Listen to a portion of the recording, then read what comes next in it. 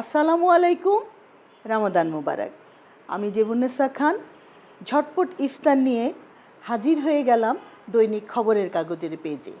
দর্শক, যেহেতু আজকে প্রথম রোজা, সবাই রোজা রেখেছেন এবং অধীর আগ্রহ করে বসে আছেন কখন ইফতার করব।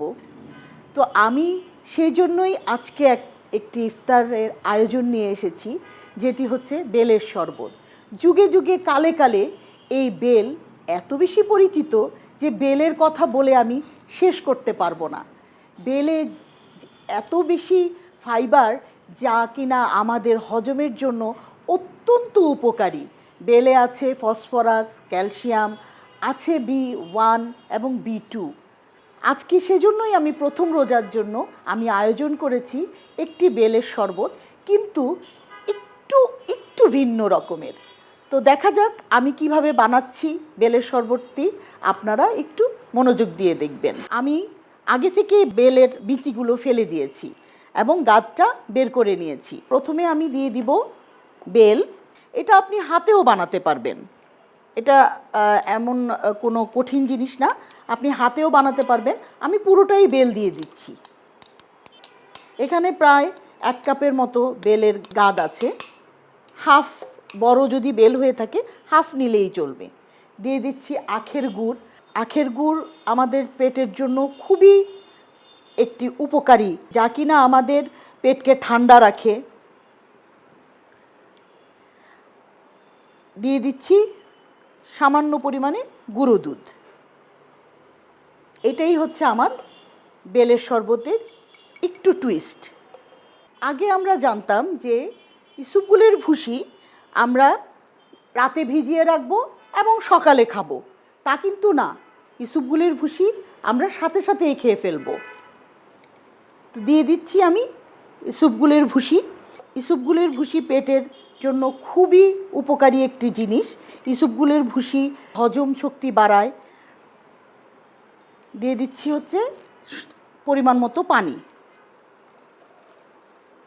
আমি আমার আন্দাজ মতো পানি দিচ্ছি, আপনারাও সেভাবে পানিটা দিয়ে নেবেন। এখন আমি একটু ব্লেন্ড করছি।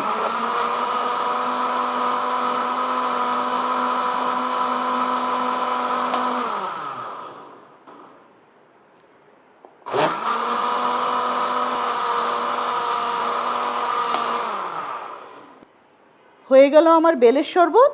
এখন আমার পরিবেশনের পালা।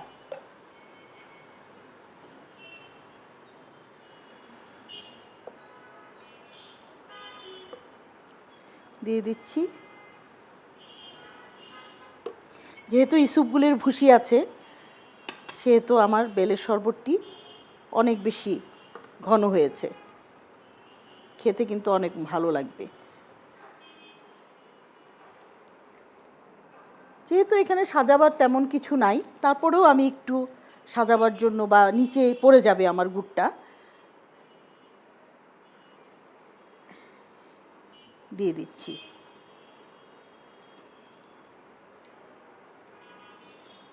মিষ্টি নিজের উপর, মিষ্টি কেউ বাড়িয়েও খেতে পারে, কেউ কমিয়েও খেতে পারে। দর্শক, তৈরি হয়ে গেল আমার মজাদার বেলের শরবত।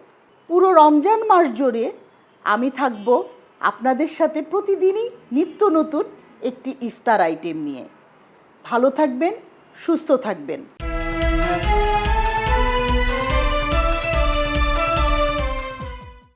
এলো মুক্ত চিন্তার স্বাধীন দৈনিক খবরের কাগজ। এখন খবর হবে নিখাত, নির্ভীক, নিরপেক্ষ।